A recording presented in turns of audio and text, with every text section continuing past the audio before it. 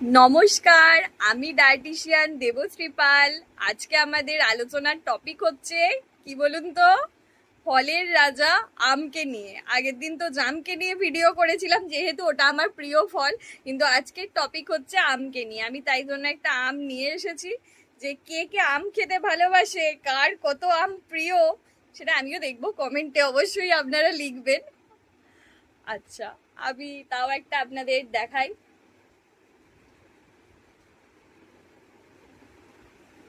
এই যে আম, ঠিক আছে, আমি একটু খেয়ে দেখাচ্ছি। এই মানে এটা নয় যে কি আমি আম খেতে বিশাল কিছু ভালোবাসি, ভালোবাসি মোটামুটি এক দু পিস, তার বেশি কিন্তু আমি নিজেও খাই না। এবার আমি বলবো যে আম কি আদেও আমাদের কোনো উপকারে লাগে, না শুধুই অপকার করে। দ্যাটস মিনস আমের কি হেলথ বেনিফিটস আছে।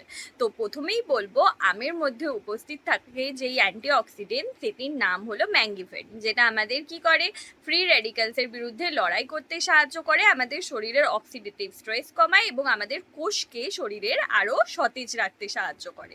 তাছাড়া হচ্ছে যে কি আমের মধ্যে উপস্থিত ভিটামিন হলো ভিটামিন সি এবং ভিটামিন এ। আম যখন খান তখন টেস্টটা কেমন লাগে, হালকা টক মিষ্টি, কখনো কখনো ক্ষেত্রে পুরো মিষ্টিও পাওয়া যায়। তো ভিটামিন সিও থাকে, যেটা আমাদের কোলাজেন গঠনের জন্য ভীষণ সহায়ক একটি উপাদান। আর তারপর হচ্ছে মেন ব্যাপার হচ্ছে আমাদের স্কিনকেও ভালো রাখতে সাহায্য করে। আর ভিটামিন এ থাকার জন্য, ভিটামিন এ এবং বিটা ক্যারোটিনের প্রেজেন্সের জন্য, যেটা আমাদের চোখের জন্য কিন্তু খুবই ভালো এবং আমাদের ত্বকের জন্য ভীষণ ভালো। তারপরে বলবো, আমের মেন ব্যাপারটা হচ্ছে আম অনেকটা ফাইবার কন্টেনিং হয় এবং ইজিলি এটার মধ্যে অনেকটা পরিমাণে আম খেলে আমরা কিন্তু এনার্জি পেয়ে থাকি, ভীষণ এটার গ্লাইসেমিক ইন্ডেক্স হাই। তো সেক্ষেত্রে আমরা ইনস্ট্যান্ট এনার্জির জন্য আমকে খেতে পারি। এছাড়াও এটার ফাইবার কন্টেনিং হওয়ার জন্য এবং মানে আমরা এটাকে কোষ্ঠকাঠিন্যে ব্যবহার করতে পারি, মানে কোষ্ঠকাঠিন্য হলে আম খেলে আমরা কিছুটা কিন্তু রিলিফ পেতে পারি। এবং গ্রীষ্মের ফল হওয়ার জন্য এতে প্রচুর পরিমাণে এমনি জল থাকে, তো আমাদের ওয়াটার লেভেলকেও শরীরের একটা ব্যালেন্স করে। তাছাড়াও আমের মধ্যে যে উপাদান মানে খনিজ উপাদানগুলো আছে, সেগুলোর মধ্যে আছে পটাশিয়াম, ম্যাগনেশিয়াম, যেগুলো আমাদের ব্লাড প্রেশারকে নিয়ন্ত্রণ করতেও ব্যবহার করা হয় এবং আমাদের ব্লাড ভেসেলগুলোকেও ভালো রাখে।